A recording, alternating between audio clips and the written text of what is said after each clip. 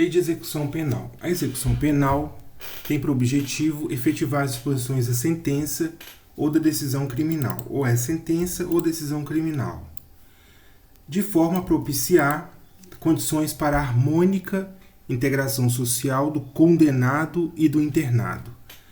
Então,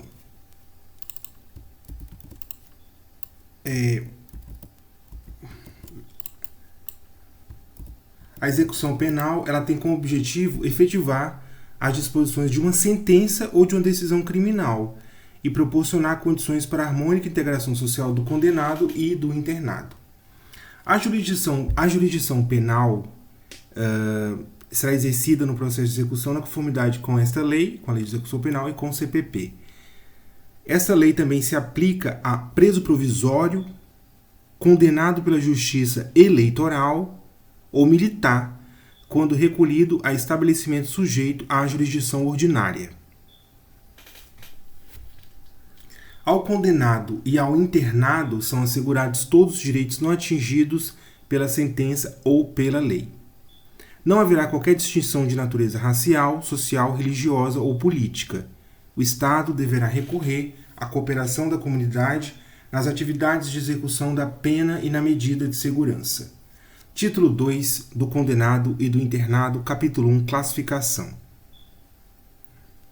Os condenados são classificados segundo seus antecedentes e também personalidade para orientar a individualização da execução penal.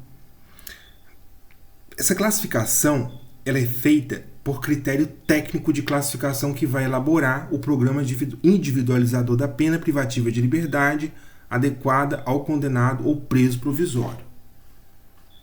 Essa comissão técnica existe em cada estabelecimento penal, ela é presidida pelo diretor da unidade prisional e composta por 2 chefes de serviço, um psiquiatra, um psicólogo e um assistente social, que na verdade é o pessoal que lida diretamente com a galera, né, os presos, né, e que entende a personalidade. Quem é que entende personalidade? Psiquiatra, psicólogo. Então, você vai ter o diretor, né, da unidade prisional, 2 chefes de serviço, 2 turnos, um do turno do diurno, outro turno noturno, geralmente, e um psiquiatra, um psicólogo e um assistente social. Quando se tratar de condenado a pena privativa de liberdade. Quando se tratar de condenado a pena privativa de liberdade. Então, diretor, 2 chefes de serviço, um psiquiatra, psicólogo e assistente social.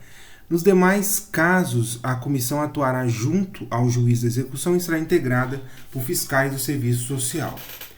Condenado ao cumprimento de pena privativa de liberdade em regime fechado, esse condenado ele vai ser submetido ao exame criminológico para obtenção dos elementos necessários a uma adequada classificação com vistas à individualização da execução dele. O laudo psicológico, o laudo criminológico, para obter elementos necessários a uma classificação e individualização da execução. Ao exame de que trata esse artigo, poderá ser submetido o condenado ao cumprimento da pena privativa de liberdade em regime semiaberto. A comissão, no exame para obtenção de dados reveladores da personalidade, observando a ética profissional e tendo sempre presentes peças ou informações do processo, poderá entrevistar pessoas, requisitar de repartições ou estabelecimentos privados, dados e informações a respeito do condenado, realizar outras diligências e exames necessários. Tudo para poder verificar a personalidade dele pode fazer, né? Entrevistar pessoas, né? Familiares dele para saber como é que ele agia no ambiente de trabalho, como é que ele era, se era uma pessoa calma, se era uma pessoa nervosa. Pode requisitar dos estabelecimentos públicos ou privados, ele trabalhava em algum lugar, informações dele, né? Informações pessoais, realizar outras diligências e exames necessários. O condenado por crime doloso, praticado com violência grave contra a pessoa, bem como crime contra a vida, contra a liberdade sexual ou por crime sexual contra vulnerável, ele vai ser submetido obrigatoriamente à identificação do perfil genético, mediante extração de DNA. Aí não pode doer, a técnica de extração não pode doer no corpo da pessoa, assim que ele ingressar no estabelecimento prisional. Quem são essas pessoas que são obrigatoriamente submetidas ao exame de DNA? Pessoas que praticaram crimes dolosos contra a vida, né? Na verdade, crime doloso praticado com violência grave contra alguém, crime contra a vida, liberdade sexual, crimes sexuais de uma forma geral, né? E violências graves, crimes contra a vida, tentou matar alguém, violência grave, tentou assaltar com a revólver, etc e tal, eles vão fazer exame de DNA. A regulamentação deve fazer constar garantias mínimas de proteção de dados genéticos, observando as melhores práticas da genética forense. A autoridade policial pode requerer ao juiz competente, no caso de inquérito instaurado, o acesso ao banco de dados de identificação de perfil genético, para fazer comparação, né? Deve ser viabilizado ao titular de dados genéticos o acesso aos seus dados constantes nos bancos de perfis genéticos, bem como a todos os documentos da cadeia de custódia que gerou esse dado, de maneira que possa ser contraditado pela defesa. O condenado pelos crimes que não tiver sido submetido à identificação do perfil genético por ocasião do ingresso, como manda a lei, ele deve ser submetido ao procedimento durante o cumprimento da pena dele. Essa amostra biológica coletada só pode ser utilizada para o único e exclusivo fim de permitir a identificação pelo perfil genético. Não está autorizada a prática de fenotipagem genética e de busca familiar dele. É para apenas identificação de perfil genético, única e exclusivamente. Não pode ser para outras coisas, não. Uma vez identificado o perfil genético, essa amostra biológica recolhida nos termos do caput deve ser correta e imediatamente descartada a amostra biológica, né? De maneira a impedir a utilização para outros fins, porque já foi usado. Não precisa mais. A coleta da amostra biológica e a elaboração do respectivo laudo são realizados por perito oficial. Tanto a coleta quanto a elaboração do laudo. É uma falta grave a recusa do condenado submeter ao procedimento de identificação do perfil genético. Eu acho constitucional, mas ok. Assistência, seção 1, disposições gerais. A assistência ao preso e ao internado é dever do Estado, objetivando prevenir o crime e orientar o retorno à convivência em sociedade. A assistência estende-se ao egresso. Ao egresso, né? Quem saiu da cadeia. A assistência ela será material, saúde, jurídica, educacional, social, religiosa. Material para o preso e para o internado é o fornecimento de coisas que ele precisam, né? O Estado fornece muito bem isso. As cadeias brasileiras são um exemplo para o mundo, né? Alimentação direitinho, vestuário, instalações higiênicas adequadas, é um exemplo perfeito. O estabelecimento disporá de instalações e serviços que atendam aos presos nas suas necessidades pessoais, além de locais destinados à venda de produtos e objetos permitidos e que não são fornecidos pela administração. Assistência à saúde. A assistência à saúde do preso e também do internado, de caráter preventivo e curativo, ela vai atendimento médico, farmacêutico e também odontológico. Quando o estabelecimento penal não tem aparelhos para prover a assistência médica necessária, ela pode ser prestada em outro local com autorização da direção da unidade prisional. Será assegurado acompanhamento médico à mulher, principalmente se ela estiver grávida, né, nos exames de pré-natal ou pós-parto, e ainda esse cuidado ele se estende ao bebezinho que nasceu. Será assegurado tratamento humanitário à mulher grávida durante os atos médicos hospitalares preparatórios para a realização do parto e durante o trabalho de parto, bem como a mulher no período de puerpério, cabendo ao poder público promover a assistência integral à sua saúde e à do recém-nascido. Assistência jurídica. A assistência jurídica é destinada aos presos e aos internados sem recursos financeiros para constituir advogado. As unidades da federação devem ter serviços de assistência jurídica integral e gratuita pela Defensoria Pública dentro e fora dos estabelecimentos penais. As unidades, os estados, devem prestar auxílio estrutural, pessoal e material à Defensoria Pública no exercício de suas funções dentro e fora dos estabelecimentos penais.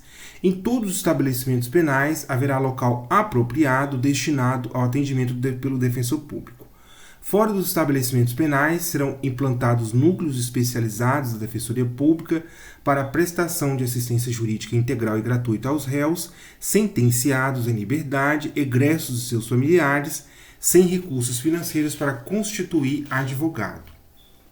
Seção 5. Assistência educacional. A assistência educacional compreende a instrução escolar e a formação profissional do preso e do internado.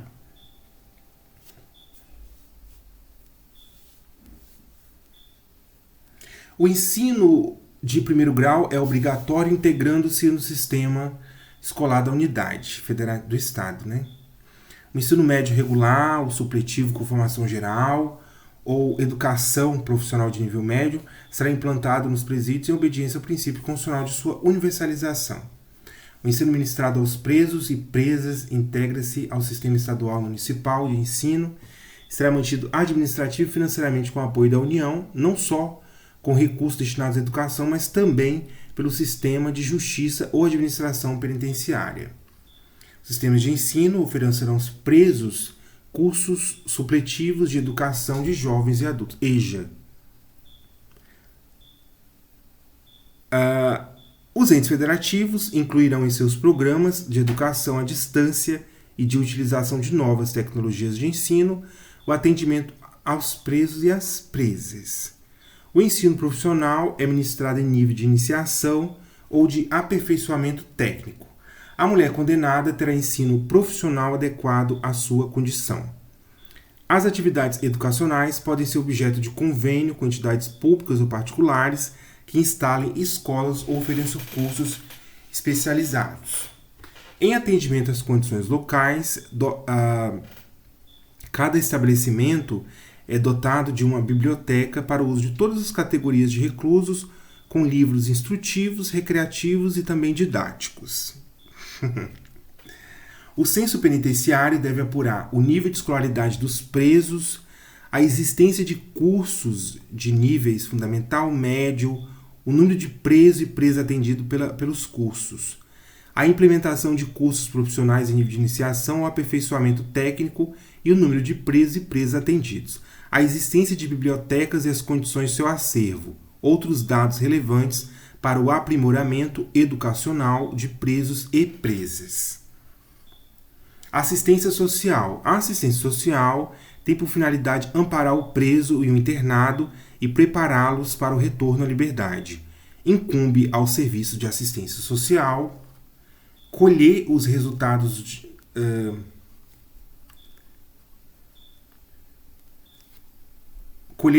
conhecer os exames dos presos.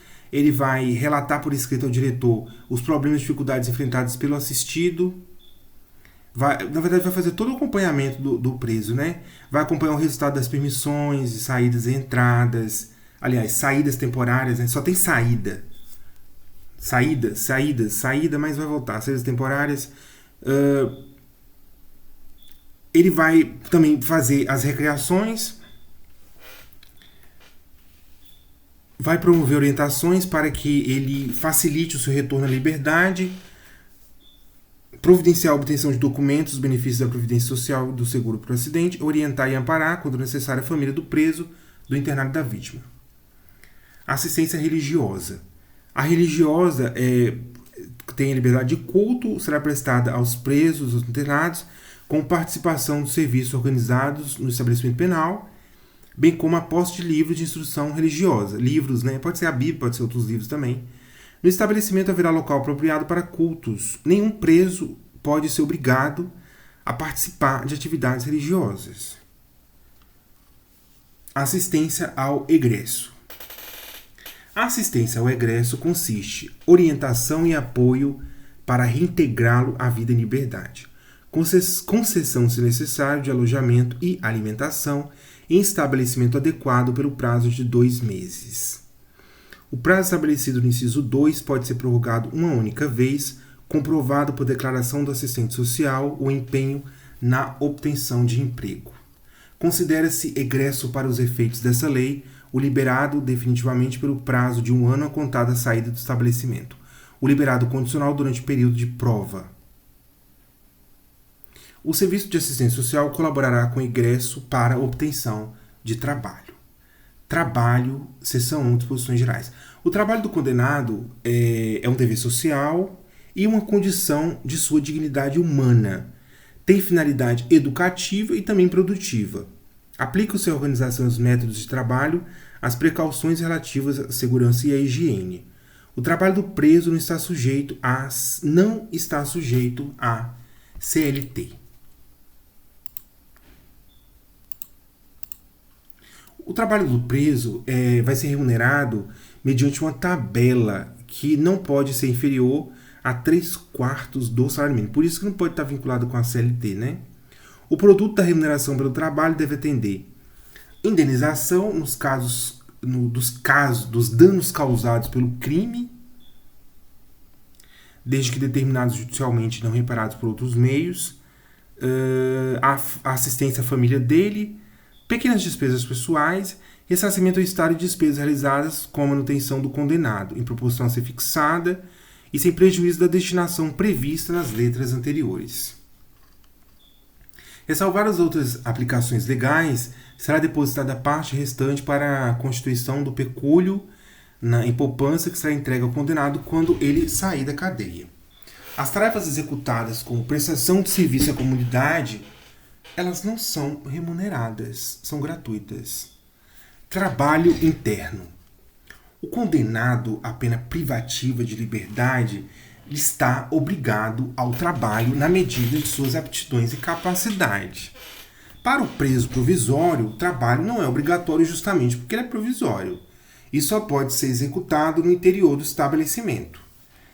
Na atribuição do trabalho deverão ser levadas em conta a habilitação, condição pessoal, necessidades futuras dele, bem como oportunidades oferecidas pelo mercado. Deverá ser limitado, tanto quanto possível, o artesanato, sem expressão econômica, porque ele vai estar fazendo aquela coisa, mas não vai ganhar dinheiro, a não ser se for uma região de turismo que ele vai fazer e vai poder vender, mas de forma geral não, vai fazer para não ganhar dinheiro. Os maiores de 60 anos, eles podem solicitar ocupação adequada à idade, 60 anos, né? Pessoas doentes, deficientes físicas, elas somente exercerão atividades apropriadas ao estado dela. Vocês precisavam colocar isso numa lei, gente? Pelo amor de Deus. É muita encheção de linguiça. A jornada normal de trabalho, ela não será inferior a 6 e não superior a 8, com descanso domingos e feriados. Então a jornada de trabalho do preso é de 6 a 8. Cuidado para não confundir com a CLT. Poderá ser atribuído horário especial de trabalho aos presos designados para o serviço de conservação e manutenção do estabelecimento penal. O trabalho pode ser gerenciado por fundação ou empresa pública, com autonomia administrativa e terá por objeto a formação profissional do condenado. Nessa hipótese, incumbe à entidade gerenciadora promover e supervisionar a produção com critérios e métodos empresariais e encarregar-se de sua comercialização, bem como suportar despesas, inclusive pagamento de remuneração adequada. Os governos federal, estadual e municipal podem celebrar convênio com iniciativa privada para a implantação de oficinas de trabalho referentes a setores de apoio dos presídios. Os órgãos da administração, com dispensa de concorrência, adquirirão, com dispensa de concorrência, bens e produtos de trabalho prisional sempre que não for possível ou recomendável realizar-se a venda a particulares. Todas as importâncias arrecadadas com as vendas reverterão em favor da fundação e na falta de estabelecimentos. Pelo amor de Deus. Esse aqui não vai cair, não. Trabalho externo.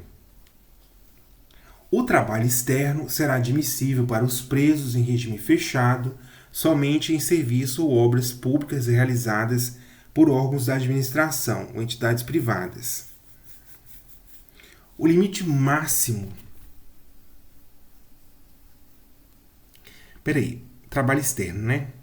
Trabalho externo ele só pode ir para preso em regime fechado, somente em serviços ou obras públicas realizadas por órgãos públicos ou entidades privadas que tomem as devidas cautelas contra a fuga dele e em favor da disciplina. O limite máximo do número de presos será de 10% do total de empregados na obra.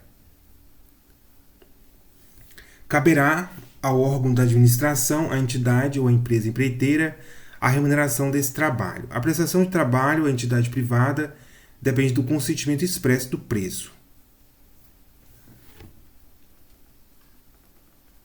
A prestação de trabalho externo a ser autorizada pela direção do estabelecimento depende da aptidão, disciplina e responsabilidade, além do cumprimento mínimo de 1/6 da pena. Então não é qualquer um, não. A pessoa foi presa hoje e já vai trabalhar? Não. Ela precisa cumprir 1/6 no mínimo da pena que ela foi condenada. Porque é para os presos definitivos, né?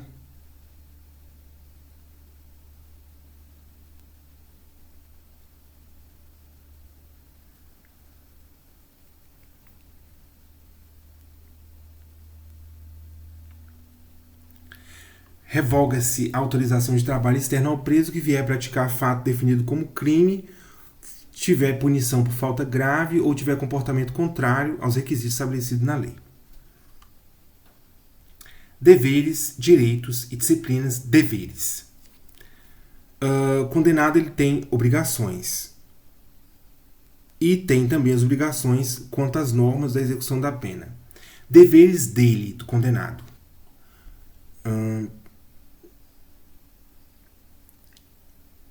Comportamento adequado, obediência, urbanidade, conduta oposta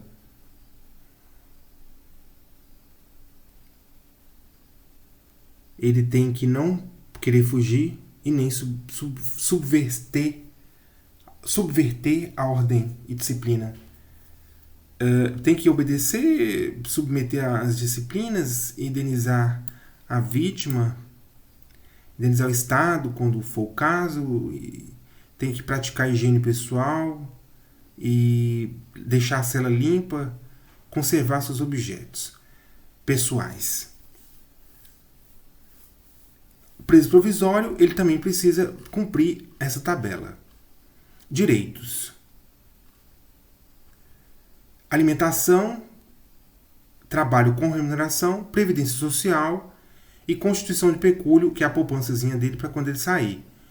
Proporcionalidade na distribuição do tempo para o trabalho, descanso e a recreação. Atividades profissionais, intelectuais, saúde jurídica, proteção contra qualquer forma de sensacionalismo, entrevista,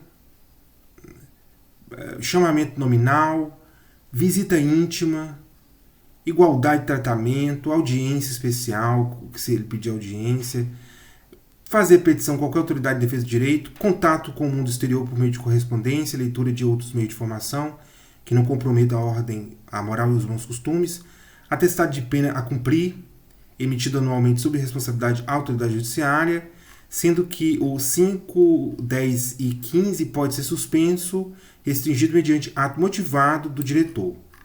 Ele pode ter suspenso, cometeu alguma coisa, né? Ele vai ter suspenso o tempo para descanso e recreação. Na verdade, ele vai poder brincar, né? Se tiver alguma bola, brincar de bola, alguma coisa, talvez ele não possa. Visita íntima e parar de escrever cartas e tal para o mundo lá fora. Pode ser que ele não escreva mais por um tempo. Aplique-se ao preso provisório também algumas medidas dessa seção. É garantida a liberdade de contratar médico dele a fim de orientar e acompanhar o tratamento. As divergências entre o médico e o particular são resolvidas pelo juiz. Seção 3, disciplina. Disposições gerais. A disciplina consiste na elaboração com a ordem, na obediência às determinações das autoridades e seus agentes e no desempenho do trabalho. São sujeitos à disciplina o condenado à pena privativa de liberdade ou restritiva de direitos e preso provisório.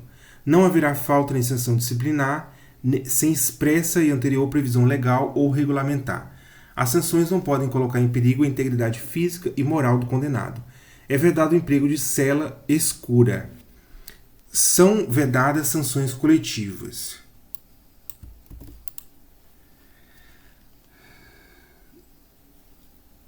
Cela escura não pode. Coletiva também não pode. Colocar a integridade dele física e moralmente condenado também não pode. Essas sanções aqui nenhuma pode. O condenado denunciado no início da execução será cientificado das normas disciplinares. O poder disciplinar na execução da pena privativa de liberdade será exercido pela autoridade administrativa conforme disposições. Na execução das penas restritivas de direito, o poder disciplinar será exercido pela autoridade administrativa. Subseção 2. Faltas disciplinares. São leves, médias e graves. A legislação local vai dizer quais são leves e quais são médias. E dizer a punição delas, né? Pune-se a tentativa com a sanção correspondente à falta consumada. Comete falta grave, condenado à pena privativa de liberdade. Então, ela só vai dar a grave, né? E a média e a leve, quem vai dizer é a lei local.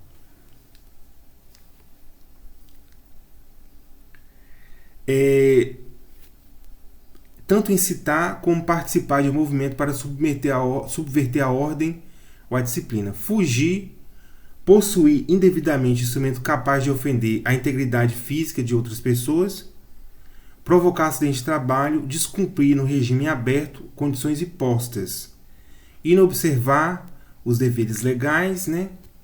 Tiver em sua posse celular, rádios, coisas similares que permitam comunicação com outros presos ou com o ambiente externo. Recusar-se a submeter o procedimento de identificação do perfil genético.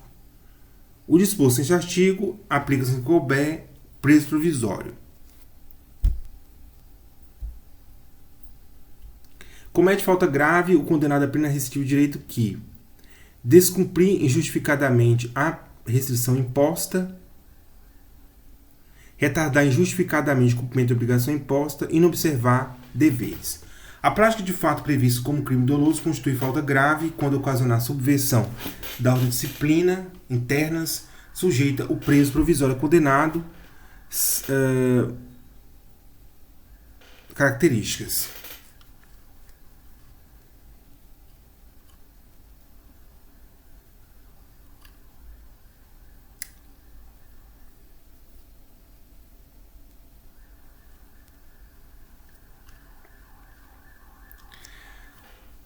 Duração máxima de até 2 anos, recolhimento será individual, visitas quinzenais.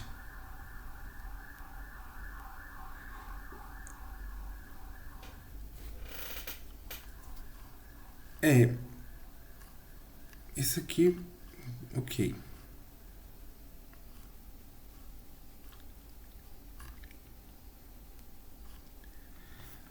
Sanções disciplinares: advertência verbal, repreensão, suspensão, restrição de direito, isolamento na própria cela, inclusão no regime de disciplinar diferenciado.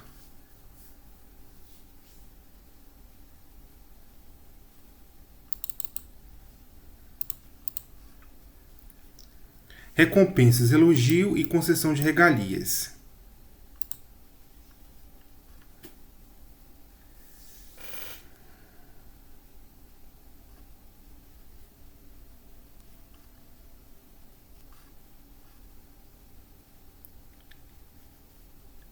A autoridade poderá decretar o isolamento preventivo por até 10 dias.